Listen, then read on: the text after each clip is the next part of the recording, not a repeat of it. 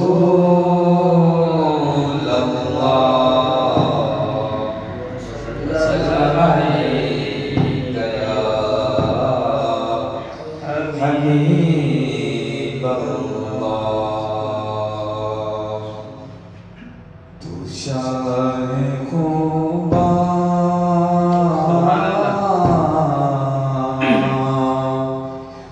شاہ خوباں تو جانے جانا تو شاہ خوباں تو جانے جانا ہے چہرہ ام الکتاب تیرا تو شاہ خوباں تو جانے جانا ہے چہرہ ام الکتاب تیرا نہ بن سکی ہے نہ بن سکے گا نہ بن سکی ہے نہ بن سکے گا مثال تیری جواب تیرا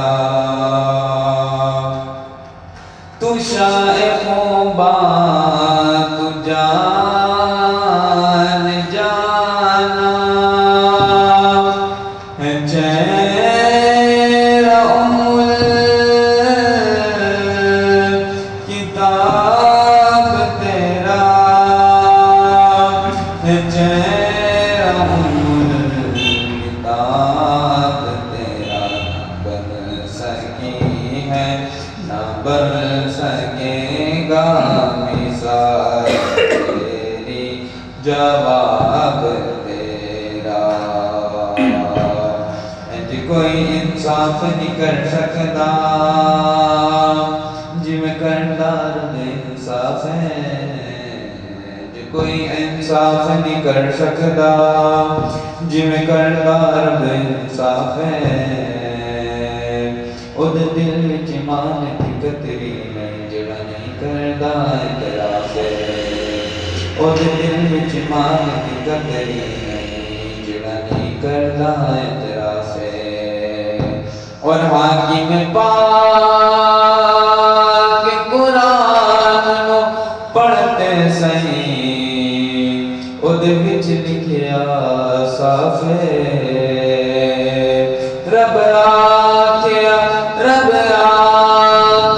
کر ساما فونو جڑا کردا ہے اعتراف نہ بن سکی ہے نہ بن سکے گا نہ بن سکی ہے نہ بن سکے گا مثال تیری جواب تیرا مل لیندی میں یوسف نو خود آپ تبک جاندی مل لیندی میں یوسف نو خود آپ تبک جاندی اکھیاں دی سکھ لیندی ٹھنڈ سینے چ پہ جاندی اکھیاں دی سکھ لیندی ٹھنڈ سینے چ پہ جاندی تک لیندی زلیخا دے ہاں تک لیندی زلیخا دے تصویر محمد دی کہندی اپنی رحمت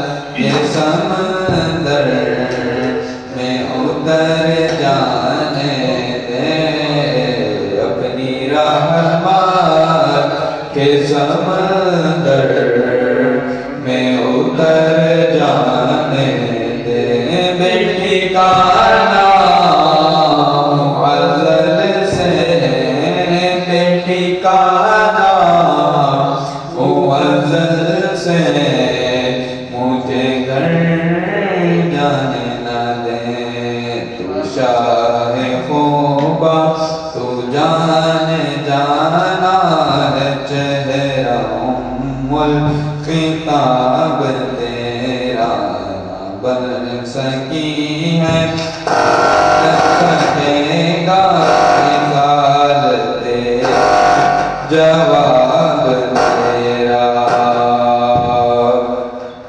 تو سب سے اول تو سب سے آخر ملا ہے اس نے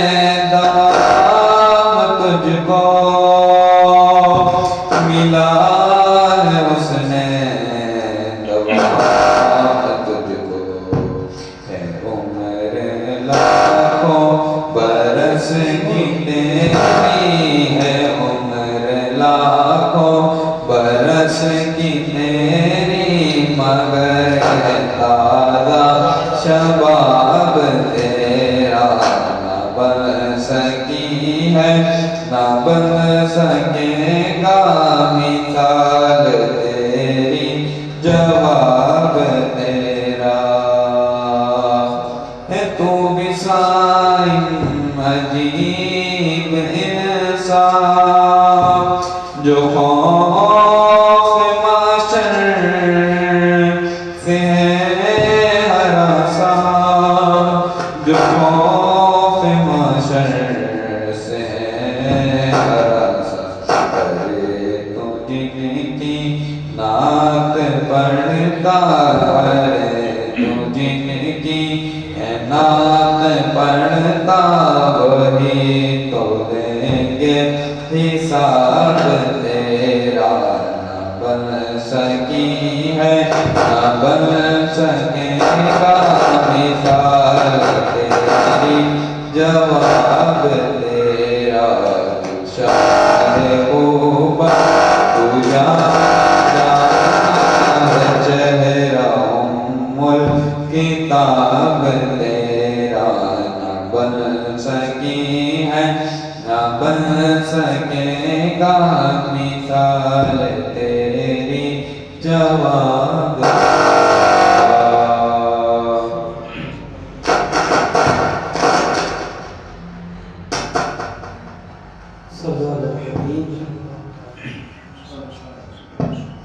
صلی اللہ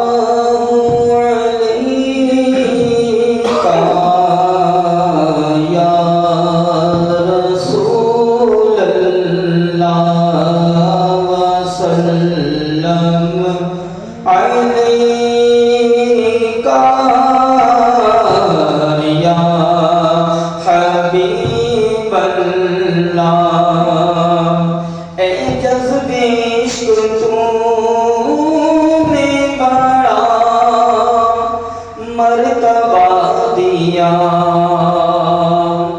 مجھ کو ترے رسول کا منگتا بنا دیا ان کی نوازشوں کا میں ان کی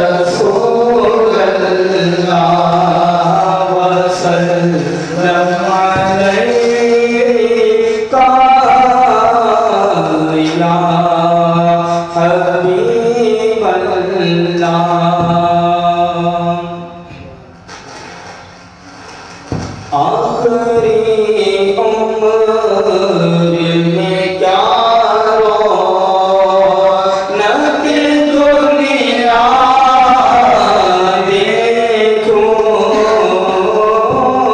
آخری عمر میں کیا رونق دنیا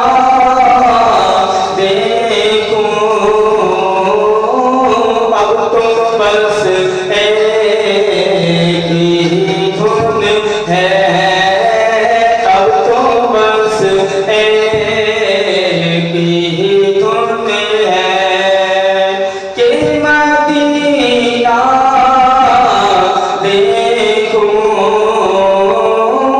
اب تو بس ایک ہی دھن ہے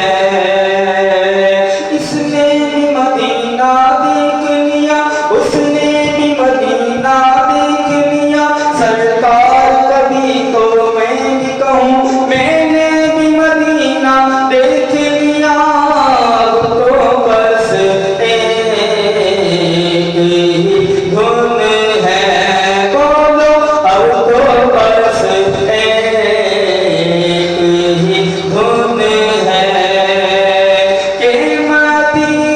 مدینہ دیکھوں آخری میں یارو لگے دنیا دیکھوں لالو پھر مجھے شاہد ہو ہے مدینے میں پھر روتا ہوا آؤں تیرے در پر مدینے میں نہ دولت دے نہ ثروت دے مجھے بس یہ سعادت دے تیرے قدموں میں مر جاؤں میں رو رو کر مدینے جاؤں نمالو جاؤ فی امان اللہ کبھی تو اپنا بھی لگ جانے وابستر مدینے میں اب تو بس ایک ہی دھن ہے اب تو بس ایک ہی دھن ہے کہ مدینہ دیکھوں اب تو بس ایک ہی دھن ہے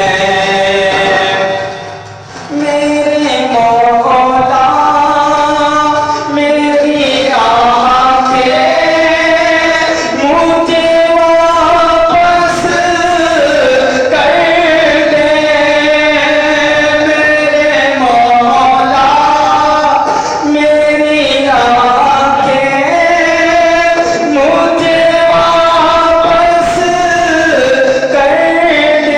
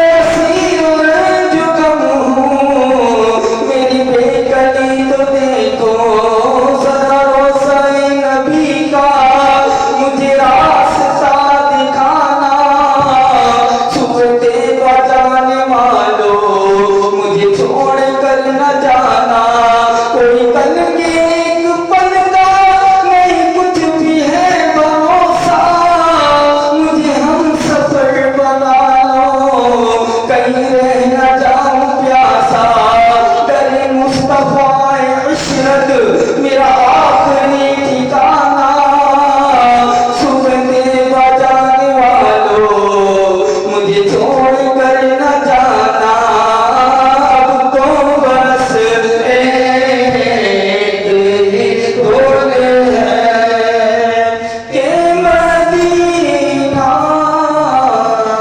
دیکھوں.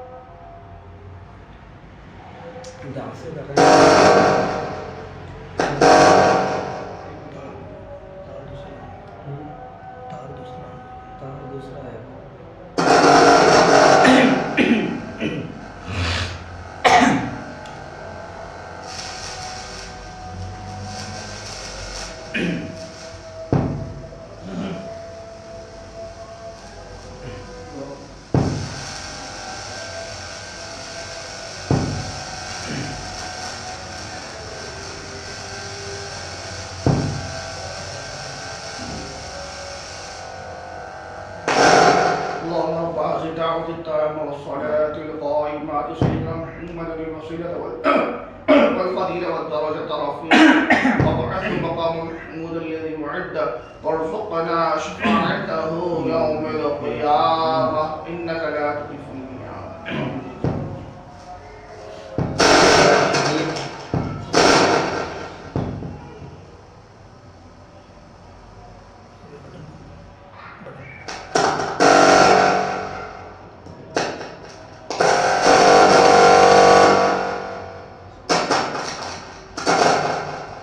نظر کرم نظر کرم نظر کرم میرا نظر کرم نظر کرم نظر کرم نظر کرم میرا نظر کرم نظر کرم میرا نظر کرم میرا نظر کرم میرا نظر کرم نظر کرم نظر کرم نظر کرم میرا نظر کرم سرکار غوث اعظم نظر کرم خدا را سرکار غوث اعظم نظر کرم خدا را میرا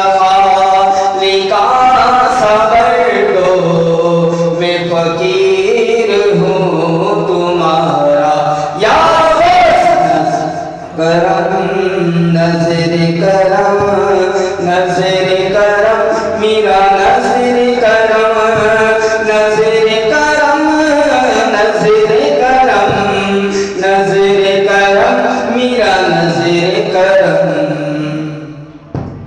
اچھا وہ یہ شعر ہے کہ جھولی کو میری بھر دی ورنہ کہے گی دنیا.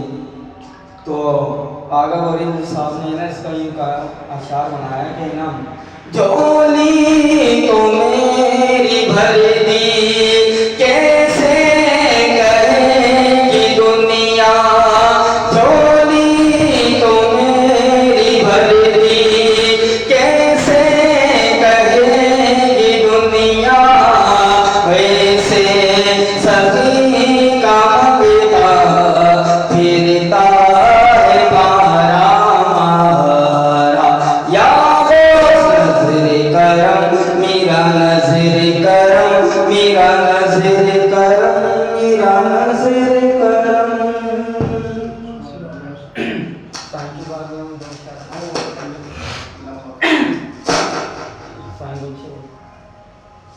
الحمد لله رب العالمين والصلاة والسلام على سيد المرسلين أما بعد فأعوذ بالله من الشيطان الرجيم بسم الله الرحمن الرحيم قال الله تبارك وتعالى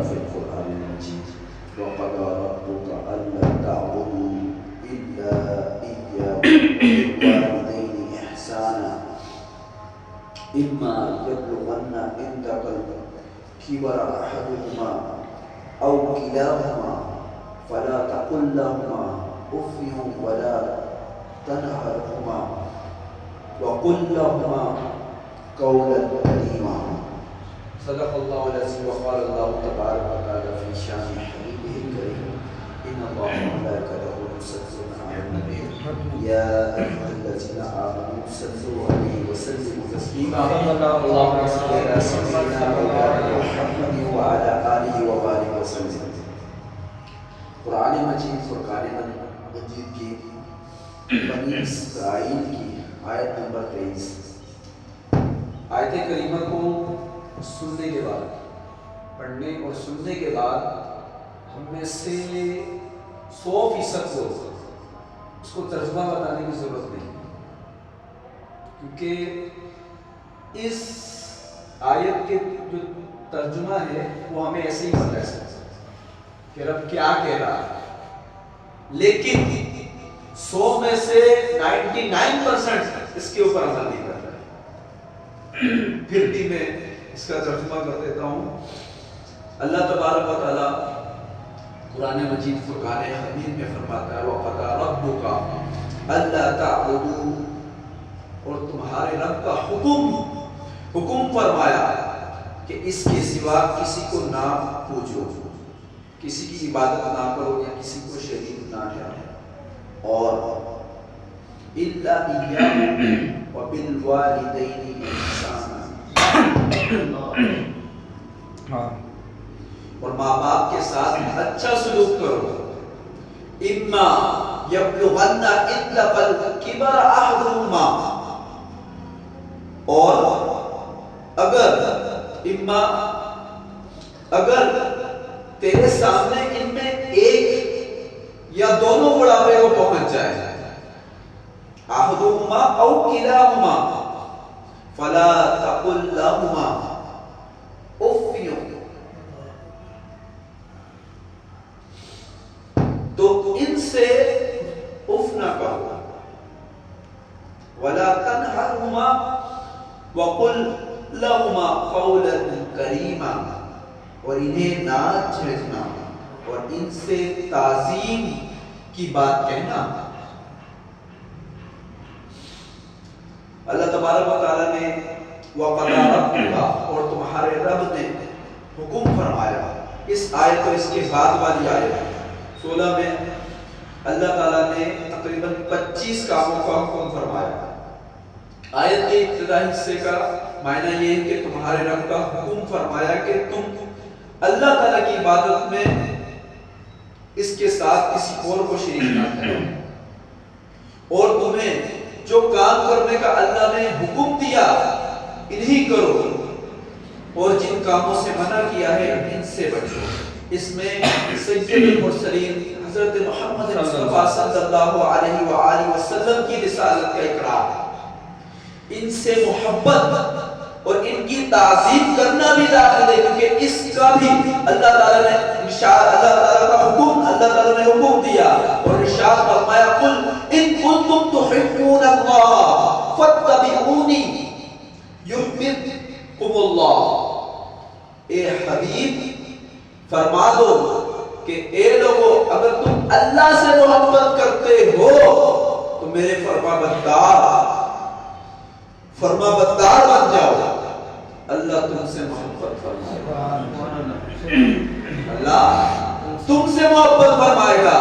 اے حبیب لوگوں سے فرما دیجئے کہ اگر تم اللہ سے محبت کرتے ہو اور تم چاہتے ہو کہ اللہ بھی تم سے محبت کرے تو اللہ نے فرمایا محبوب انہیں فرما دو کہ تم مصطفیٰ کے فرما بردار بن جاؤ.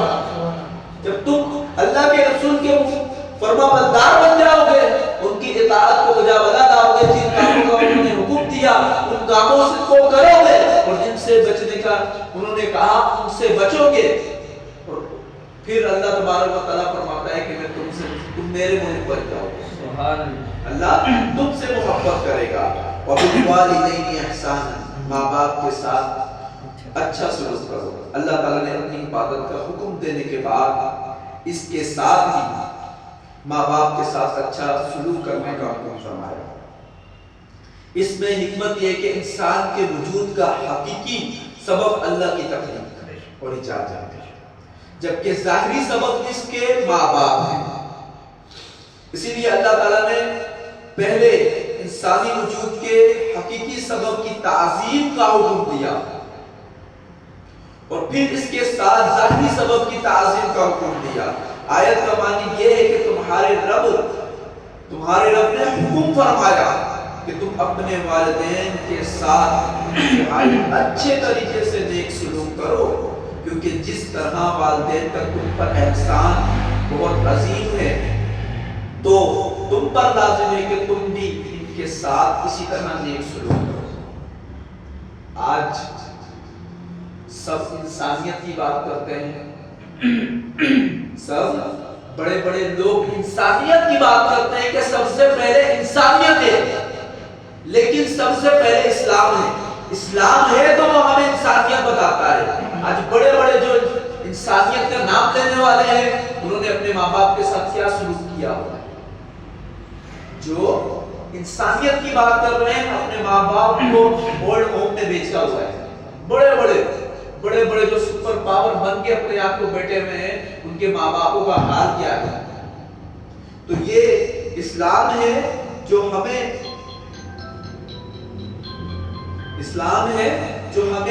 اصل چیز بتاتا ہے کہ کس طرح ہم نے زندگی گزارنی ہے۔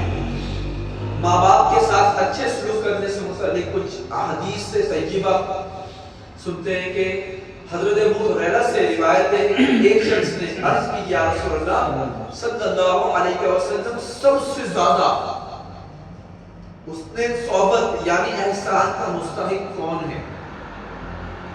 ارشاد فرمایا تمہاری ماں، یعنی ماں کا حق سب سے زیادہ ہے۔ انہوں نے پوچھا پھر کون؟ ارشاد فرمایا تمہاری ماں۔ انہوں نے پوچھا پھر کون؟ ارشاد فرمایا حضور اقدس صلی اللہ علیہ وسلم نے پھر ماں کا بتایا۔ انہوں نے پھر پوچھا کہ پھر کون؟ ارشاد فرمایا تمہارا والد۔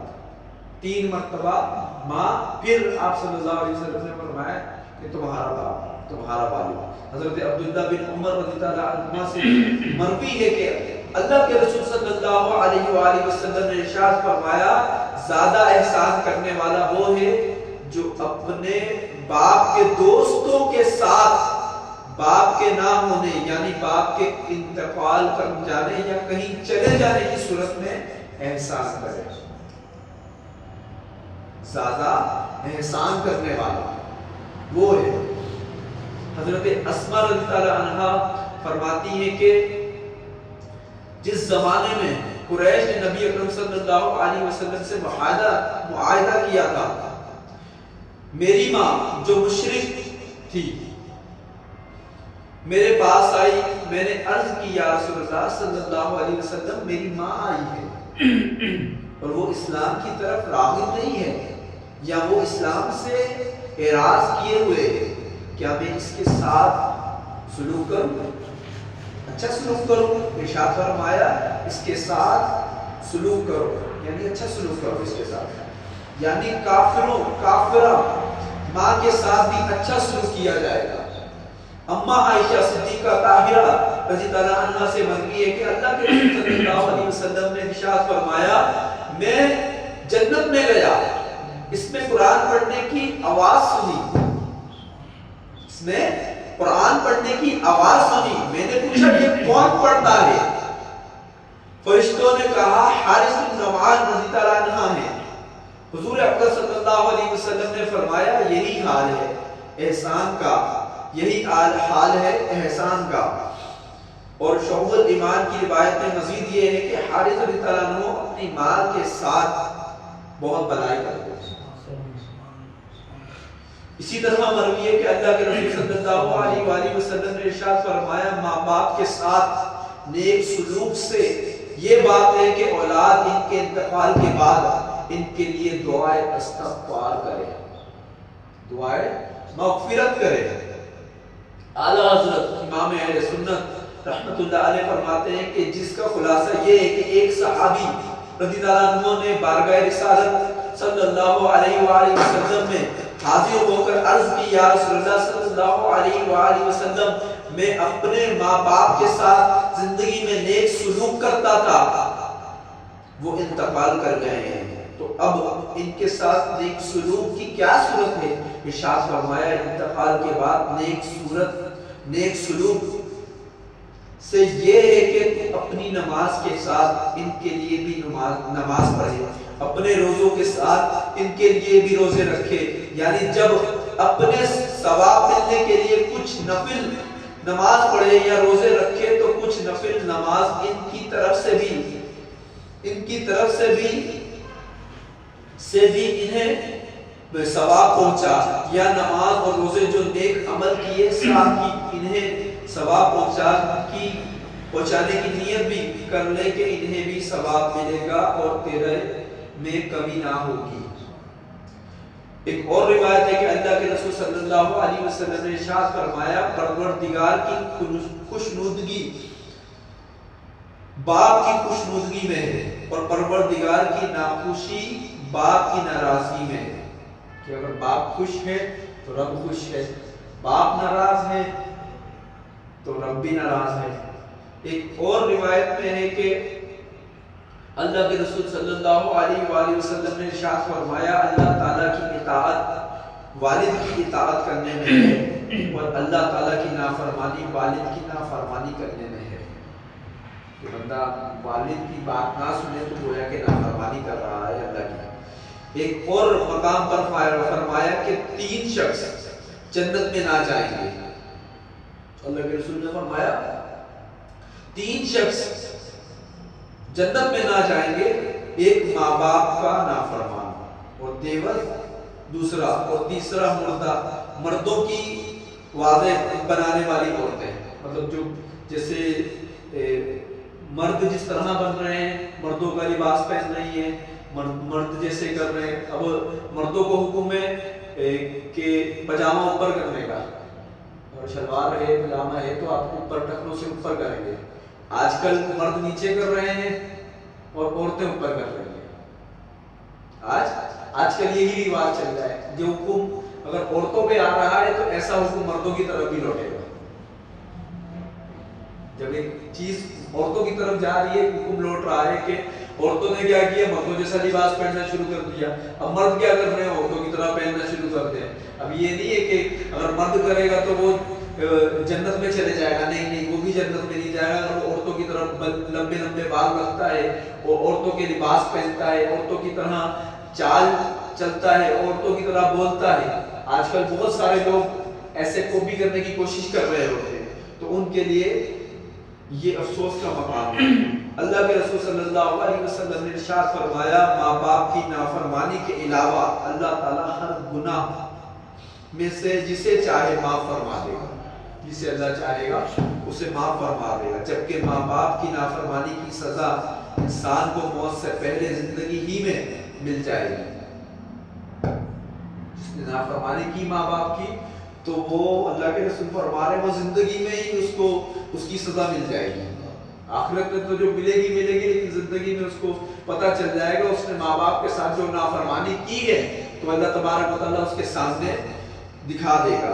एक और मकाम पर अल्लाह के रसूल सल्लल्लाहु अलैहि वसल्लम ने इरशाद फरमाया, ये बात कबीरा गुनाह में है, ये बात कबीरा गुनाह में है कि आदमी अपने वालिदैन को गाली दे। सहाबा किराम रज़ियल्लाहु अन्हुम ने अर्ज की, या रसूलुल्लाह सल्लल्लाहु अलैहि वसल्लम, क्या कोई शख्स अपने माँ बाप को गाली देता है? कोई शख्स अपने माँ बाप को गाली देता है? इरशाद फरमाया, हाँ, इसकी सूरत यह है कि वो दूसरे के बाप को गाली देता है, वो इसके बाप को गाली देता है, और ये दूसरे की माँ को गाली देता है, वो इसकी माँ को गाली देता है। उसको गाली दे रहा है, वो इसको गाली दे रहा है, उसकी माँ को गाली दे रहा है, वो इसकी माँ को गाली दे रहा है। तो ये फरमाया कि वो अपनी ही माँ को गाली दे रहा है गोया के।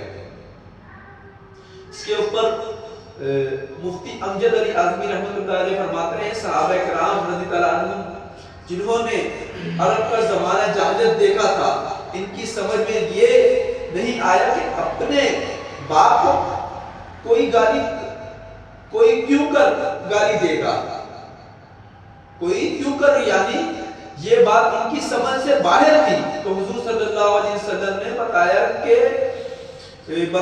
मुराद दूसरे से गाली दिलवाना है। और अब ये वो जमाना आया है, बाज लोग खुद अपने माँ बाप को गाली देते हैं और कुछ लिहाज नहीं करते। तो इसलिए इस चीज को देखना चाहिए। अल्लाह के रसूल सल्लल्लाहु अलैहि वसल्लम ने इरशाद फरमाया, इस शख्स की नाक खाक आलूद हो, इस शख्स की नाक खाक आलूद हो, फिर इस शख्स की नाक खाक आलूद हो, फिर इस शख्स की नाक खाक आलूद हो। सहाबा किराम रज़ियल्लाहु अन्हुम ने अर्ज की कि या रसूलल्लाह सल्लल्लाहु अलैहि वसल्लम किसकी नाक खाक आलूद हो? इरशाद फरमाया, जिसने अपनी माँ बाप दोनों या इनमें से किसी एक को बुढ़ापे की हालत में पाया, फिर वो शख्स जन्नत में दाखिल ना हुआ, वो शख्स वो जन्नत में दाखिल ना हुआ। हालांकि अल्लाह तबारक व तआला ने उसे जन्नत में जाने का एक अनमोल तोहफा दिया था कि उसके माँ बाप बुढ़ापे में थे, वो उनकी खिदमत करता और जन्नत हासिल कर लेता। अल्लाह के रसूल ने 3 मरतबा फरमाया, उस शख्स की नाक खाक आलूद हो, उस शख्स की नाक खाक आलूद हो। तो सहाबा ने कहा कि या रसूलल्लाह सल्लल्लाहु अलैहि वसल्लम किस शख्स की? तो फरमाया, जिसने अपने माँ बाप या दोनों या इनमें से किसी एक को बुढ़ापे की हालत में पाया, फिर वो शख्स जन्नत में दाखिल ना हो सका। अल्लाह अज़्ज़ा वजल हमें वालिदैन के साथ हुस्न सलूक करने और इनके हुकूक अदा करने की तौफीक अता फरमाए और वालिदैन की नाफरमानी से बचाए। वालिदैन के साथ नेक सलूक करने और इनके हुकूक से मुतल्लिक मज़ीद मालूमात के लिए फतावा रज़विय्या की जिल्द नंबर 24 में रिसाला आला हज़रत का रिसाला है, नाफरमानी को ख़त्म करने के लिए हुकूक की तफसील का बयान है। अल्लाह तबारक व तआला हमें वालिदैन का फर्मा बरदार बनाए। अल्लाह फरमाता है, अगर तेरे सामने इनमें से कोई एक या दोनों बुढ़ापे को पहुंच जाए, यानी अगर तेरे वालिदैन पर कमजोरी का गलबा हो जाए और इनके आज़ाब में ताकत ना रहे, और जैसे तू बचपन में उनके पास बेताकत था, ऐसे ही वो अपनी आखिरी उम्र में तेरे पास ना तो रह जाए, तो उनसे उफ तक ना कहना, यानी ऐसे कोई कलमा जुबान से ना निकालना जिससे ये समझा जाए कि उनकी तरफ से तबीयत पर कुछ बोझ है, और उन्हें ना झड़कना और इनसे खूबसूरत नरम बात कहना और एहसान और हुस्न अदब के साथ उनसे खिताब करना। तो ये यहाँ आयत की मुनासबत से 2 बातें याद रखें कि एक ये कि कोई शख्स माँ बाप को उनका नाम लेकर ना पुकारे, कोई शख्स माँ बाप को उनका नाम लेकर ना पुकारे, ये खिलाफ अदब है कि कोई शख्स अपने माँ बाप को उनका नाम लेकर पुकार रहा है, और इसमें उनकी दिल आज़ारी है, लेकिन वो सामने ना हो तो उनका जिक्र नाम लेकर करना जायज़ है। दूसरी बात ये कि माँ बाप से इस तरह कलाम करे जैसे गुलाम और खादिम आका से करता है। इन आयतों और अहदीस का मुताला करने के बाद हर ज़ी शऊर इंसान पर वाज़ेह हो जाएगा कि वालिदैन के साथ हुस्न सलूक करने और इनके हुकूक की रियायत करने की जैसी अजीम तालीम इस्लाम ने अपने मानने वालों को दी है, वैसी पूरी दुनिया में पाए जाने वाले दीगर मज़ाहिब में नजर नहीं आती है। फी ज़माना गैर मुस्लिम ममालिक में बूढ़े वालिदैन ऐसी नाजुक तरीन सूरत हाल का शिकार है कि इनकी जवान औलाद किसी तौर पर भी इन्हें संभालने और इनकी खिदमत कर कर इनका सहारा बनने के लिए तैयार नहीं होती। इसी वजह से वहाँ की हुकूमतें ऐसे पनाहगाह बनाने पर मजबूर हैं जहाँ बूढ़े और बीमार वालिदैन अपनी जिंदगी के आखिरी अय्याम गुजार सकते हैं। तो ये हाल है। तो ये इस्लाम का कितना बड़ा एहसान है कि हमें भी कहा, और हम जब, क्योंकि हर शख्स پہلے بچپن سے جوانی کی طرف پھر وہ واپسی کی طرف جاتے ہیں. تو ہمارے بھی جو کیفیت آئے گی. تو آج ہمارے ماں باپ ہمارے سامنے ہیں, کیا ہم ان کی خدمت کر رہے ہیں؟ نہیں. ہم اپنے مطلب کے لیے ان کے پاس جاتے ہیں, ان کی خدمت نہیں کرتے. یہ ہمارے لیے کتنے افسوس کی بات ہے. تو اللہ تبارک و تعالیٰ ہمیں والدین کا فرما بردار بنائے کہ مطلب کہ دنیا میں ہمیں جنت مل جائے گی. ہم ماں باپ کی خدمت کریں گے تو ہمارے لیے جنت ہے. اللہ تبارک و تعالیٰ اس پر عمل کرنے کی توفیق عطا فرمائے. آخر دعوانا الحمدللہ رب العالمین.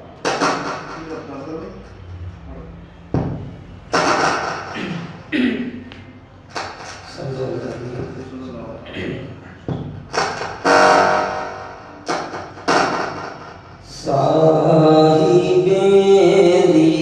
ذیشان ہے کل شافیہ, صاحب ذیشان ہے کل شافیہ. بس میرا ایمان ہے گل شادیہ. صاحب ذیشان ہے گل شادیہ.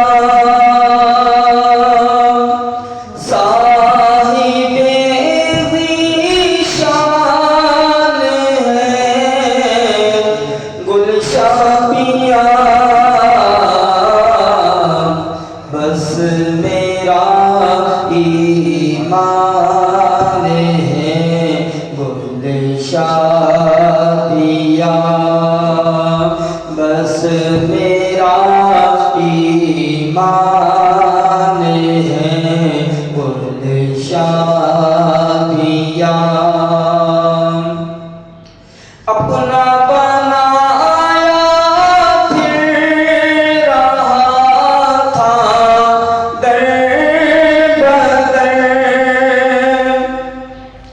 اپنا بنایا پھر رہا تھا در بدر. آپ کا احسان ہے گل شادیہ. آپ کا احسان شادیہ. کوئی منہ نہ لگاتا تھا ہم کو, پاس تک نہ بٹھاتا تھا ہم کو. جب سے تھاما ہی دامن تمہارا, جب سے وارے نیارے ہوئے ہیں. اپنا بنایا پھر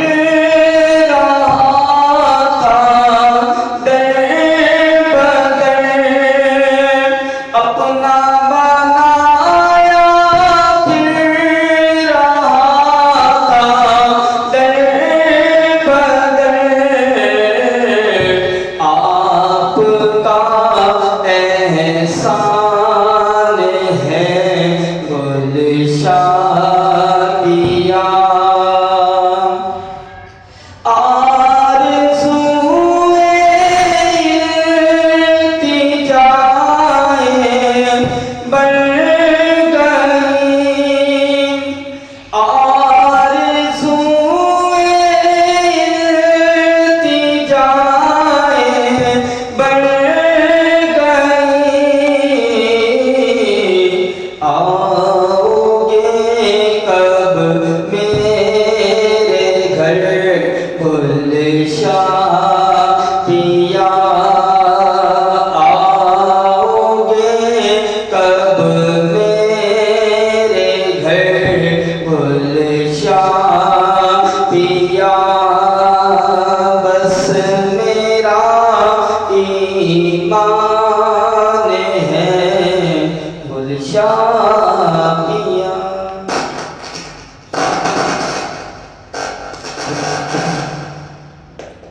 للہ رب العالمین والصلاۃ والسلام علیہ سیدنا نبینا محمد. بس 2 منٹ لوں گا میں آپ کے. آج جو ہے وہ شاید علامہ صاحب کو یاد نہیں ہے, حضرت حماد بن ثابت رضی اللہ تعالیٰ عنہ, امام اعظم ابو حنیفہ رضی اللہ تعالیٰ عنہ کا جو ہے وہ عرص مبارک ہے 3 شعبان المعظم. وہ اللہ تعالیٰ فرماتا ہے نا صراط الذین انعمت علیہم, ان لوگوں کے راستے پر چلا جن پر تو نے انعام فرمایا. تو سرکار صاحب کو اس نام نے فرمایا کہ سب سے اچھا زمانہ میرا زمانہ, اس کے بعد میرے صحابہ کا زمانہ, پھر اس کے بعد جنہوں نے میرے صحابہ کو دیکھا, وہ پھر ان کا زمانہ جنہوں نے میرے صحابہ کے دیکھنے والوں کو دیکھا. تو ہمارے امام اعظم امام ابو حنیفہ رضی اللہ تعالیٰ عنہ آپ تابعی ہیں.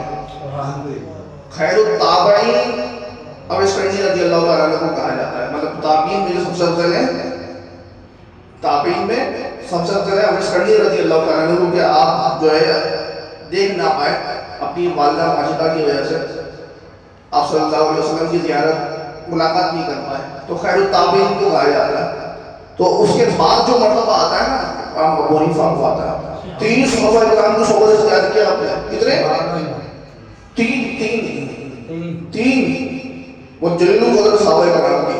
اور پھر آپ شاگرد خاص بنے, 2 یا 3 سال خالی پر آتا ہے امام جعفر صادق رضی اللہ تعالیٰ عنہ.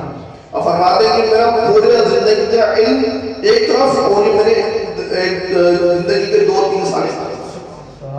تو مطلب کہنے کا یہ ہے کہ یہ اللہ والے ہیں. علامہ صاحب انشاءاللہ کیونکہ غالب دین ہیں اور ان کا جو ہے خزانہ حاصل کرتے رہے ہیں, کتابوں کی صورت میں, فقہ کی صورت میں, جتنے بھی جو ہے بنے ہیں علماء کرام, یہ تمام فیضان کس کا ہے؟ امام امام رضی اللہ تعالیٰ عنہ کا. تو اس کے متعلق بس ایک درود شریف کی فضیلت سنتے ہیں. امام اعظم ابو حنیفہ رضی اللہ تعالیٰ عنہ نے فتویٰ دیا 4 رکعت والی نماز جس کی دوسری رکعت میں اتحیات کے بعد درود شریف نہیں پڑھا جاتا, اگر کوئی بھول کر پڑھ لے تو اسے سجدہ کرو, سجدہ سہو کرنا ہوگا.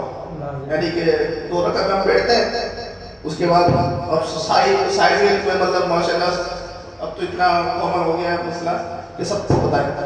یعنی کہ سجدہ سہو کہتے ہیں کہ وہ ایک طریقے سے قیمت ادا کرنا جو ہم سے غلطی ہو گئی ہے کہ ہم نے مطلب اب دوسری پڑھی آگے سے میں سجدہ سہو کرنا واجب ہوگا, نہیں تو نماز اگر سجدہ سہو نہیں کیا نماز نہیں, پھر نماز پڑھنی پڑے گی اس کو دوبارہ. امام ابو حنیفہ رضی اللہ تعالیٰ کو خواب میں رسول اللہ صلی اللہ علیہ وسلم کی زیارت ہوئی. آپ صلی اللہ علیہ وسلم نے فرمایا نماز یہ کیا ہے, کوئی ہم کو پاک پڑھ رہا ہے تو سجدہ سہو کیسا, یعنی کہ اب صرف درود شریف پڑھ رہا ہے ہی تو سب کچھ نہیں ہے نا. ابھی تو آگے سے کیا کہتے ہیں آپ اللہ نے اس کی دور میں چاہتا ہوں ہر کوئی بندہ بھول کر نہیں بلکہ پوری توجہ کے ساتھ اللہ کے نبی پر درود و سلام بھیجیں. سمجھے, یعنی کہ جب آپ نماز پڑھیں نا تو جو وہ جو بھولنے کا جو یہ جو سجدہ سہو واجب کیوں کیا, اللہ سب سمجھ رہے ہیں بات کریں کہ مطلب توجہ ہٹی اس کی توجہ مطلب وہ اپنی خیالوں میں گھومتا ہوتا ہے. ایسا ہمارے ساتھ سب کے ساتھ ہی ہوتا ہے. اور خاص طور پر ایک اور واقعہ یاد آیا میرا جو ہے وہ امام بڑی نہیں وہ مراد آبادی رحمۃ اللہ علیہ جہالت جو ہے بڑی مشہور معروف کتابوں سے میرا پڑھا تھا کہ امام ابو حنیفہ کے پاس رحمۃ اللہ علیہ کے پاس ایک بندہ آیا. وہ کیا ہے وہ میں جو ہے کچھ یاد نہیں آ رہا, کچھ بڑا زمانے کام لیکن یاد نہیں آ رہا, کام ہے بھی پوری ہوتا ہے بھول جاتا ہے. بولا ایک کام کرو تو کچھ نہیں کرو, تم جو ہے وہ 2 رکعت نفل پڑھ لو یا 4 عشاء کی نماز ہے لیکن یہ 2 رکعت نفل پڑھ لو.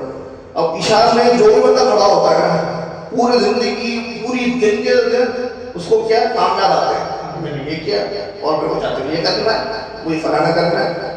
تو آپ اس چیز سے واقف تھے تو آپ نے کہا کہ بھائی 2 رکعت نماز نفل پڑھ لو یا عشاء کی شاید نماز اگر نہیں پڑھ لی ہے مجھے یاد نہیں آ رہا اللہ تعالیٰ کہ ہمیشہ معاف فرمائے وہ پڑھ لو، وہ پڑھ گیا بولا حکم یاد ہے. تو اب یہ بھی ایک کرامت ہے نا، بھولی چیز آپ نے بتا بندہ کوئی ہوگا.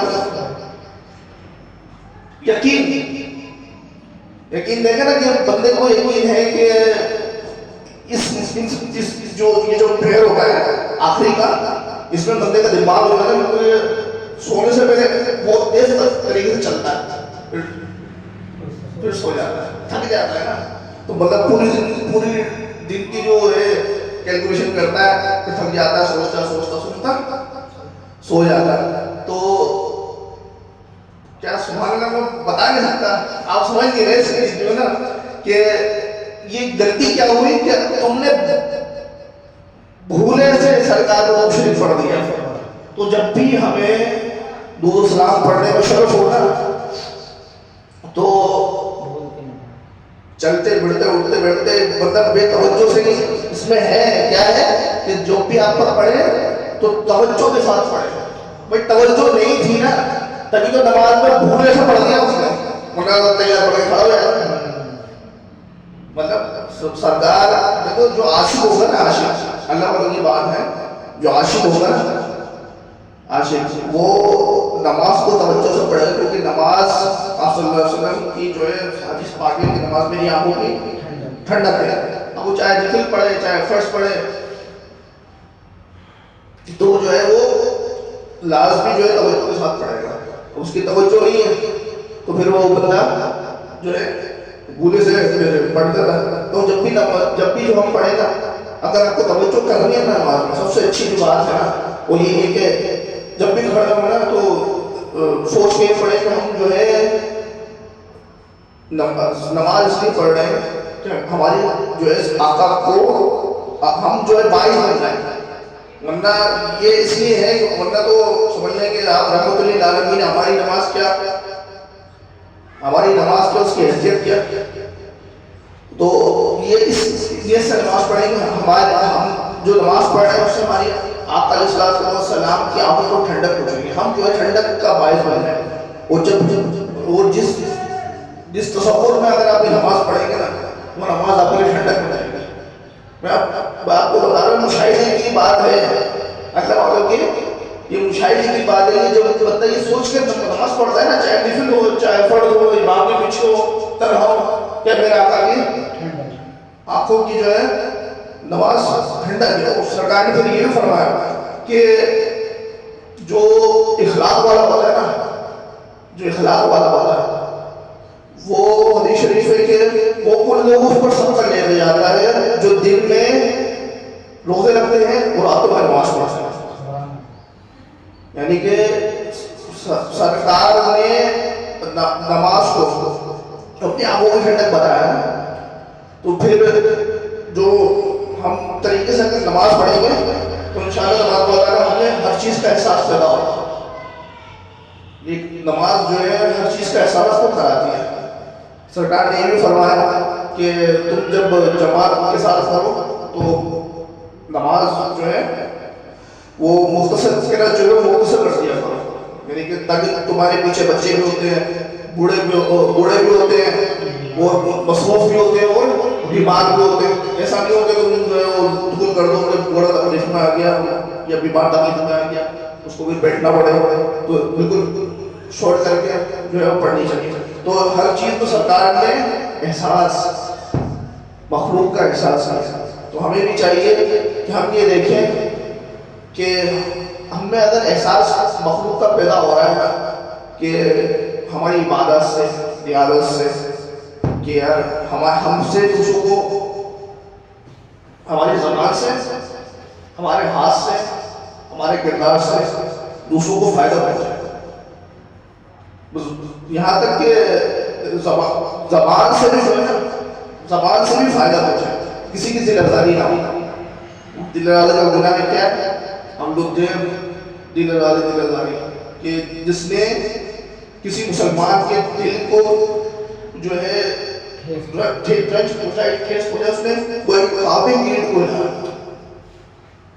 سمجھے؟ تو مطلب کہنے کا یہ ہے کہ بہت دل لگائی کا معاملہ بڑا ہے. سرکار سے سرکار کی امت کا معاملہ جو ہے وہ بڑا ہے. اللہ تعالیٰ سے دعا ہے کہ اللہ تعالیٰ ہمیں صحیح میں معنوں میں درود و سلام پڑھنے کی توفیق عطا فرمائے. ذکر ختم خواجہ کا ذکر کر کے جو ہے وہ پھر دعا پھر نماز پڑھا سکتا. بسم اللہ الرحمن الرحیم. اللهم صل علی سیدنا مولانا محمد وعلى آلہ وصحبہ وبارک وسلم. بسم اللہ الرحمن الرحیم. یا حی یا قیوم لا الہ الا انت سبحانک انی کنت من الظالمین. یا حی یا قیوم لا الہ الا انت سبحانک انی کنت من الظالمین. یا حی یا قیوم لا الہ الا انت سبحانک انی کنت من الظالمین. اللهم صل علی سیدنا مولانا محمد وعلى آلہ وصحبہ وبارک وسلم. بسم اللہ الرحمن الرحیم. دعائیں جاتے ہیں.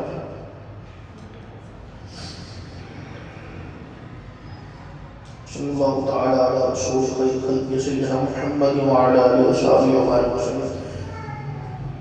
سبحان اللہ والحمد للہ ولا الہ الا اللہ واللہ اکبر ولا حول ولا قوة الا باللہ العلی العظیم.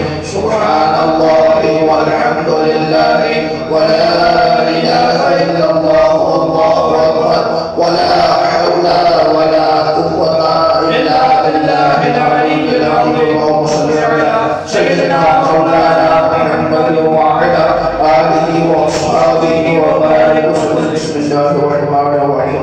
یا اللہ یا رحمان یا رحیم یا حی یا قیوم برحمتک استغیث. یا اللہ یا رحمان یا رحیم یا حی یا قیوم برحمتک استغیث.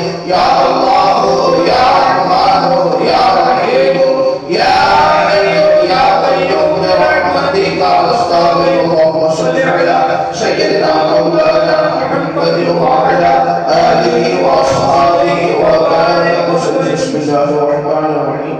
سلام قولا من رب رحیم. سلام قولا من رب رحیم.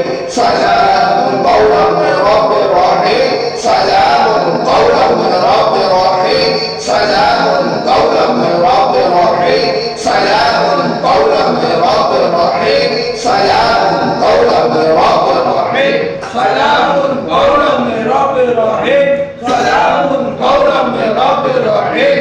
سلام قولا من رب رحیم. سلام قولا من رب رحیم. اللهم صل على سيدنا مولانا محمد وعلى آله وصحبه وبارك وسلم. بسم الله الرحمن الرحيم. حسبنا الله ونعم الوكيل. حسبنا الله ونعم الوكيل. حسبنا الله ونعم الوكيل. حسبنا الله ونعم الوكيل. حسبنا الله ونعم الوكيل. اللهم صل على سيدنا مولانا محمد وعلى آله وصحبه وبارك وسلم. بسم الله الرحمن الرحيم. أنا مستجير بك يا رسول الله صلى الله عليه وسلم. أنا مستجير بك يا رسول الله صلى الله عليه وسلم. أنا مستجير بك يا رسول الله صلى الله عليه وسلم. أنا مستجير بك يا رسول الله صلى الله عليه وسلم. اللهم صل على سيدنا مولانا محمد وعلى آله وصحبه وبارك وسلم. لا إله إلا الله. لا إله إلا الله. لا إله إلا الله. لا إله إلا الله. لا إله إلا الله. لا إله إلا الله. لا إله إلا الله. لا إله إلا الله. لا إله إلا الله. لا إله إلا الله. لا إله إلا الله. لا إله إلا الله. لا إله إلا الله.